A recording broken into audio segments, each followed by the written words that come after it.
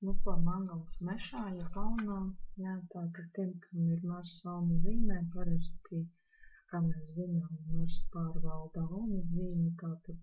tas ir viņa īpašums, jā. Un līdz ar to tas parāda jau to, ka šis cilvēks pēc dabas ir ļoti enerģisks, jā. Un ka šis cilvēks jau no dzimšanas, es tā varētu teikt, ir ļoti konkurētspējīgs, līdera dotības ir, jā, tie cilvēki parasti viņus sauc par pirmrindniekiem, jā, tātad viņi ir tie, kas tā kā iet pa priekšu un citus tā kā velk sev līdzi. Ļoti mīl ceļot, ir fiziski aktīvi, jā, attiecīgi ļoti mīl kādu sporta veidu, bieži vien varbūt rīkojas neapdomīgi, jā, tiek uzskatīts, ka šie cilvēki ir ļoti, teiksim,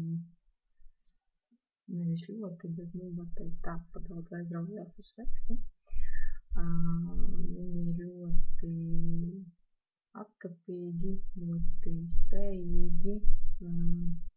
gūt kaut kādus labus rezultātus dzīves laikā tieši no savas aktivitātes, jā, jo viņi ir pēc dabas ļoti kareivīgi, sabiedriski, jā, un tad viņi tā kā saunglauž, jā, es jau iepriekš teicu, pirmrindnieki, jā. Parasti viņam arī ir tā kā kaut kādi mājdzīvnieki vai nekustami īpašumi, un neskatoties uz to, ka viss kopumā ir labi,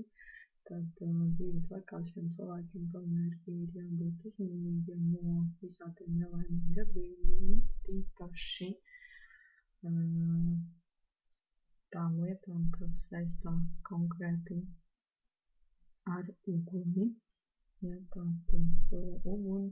no uguns šiem cilvēkiem tā kā dzīves laikā būtu jāsargājas.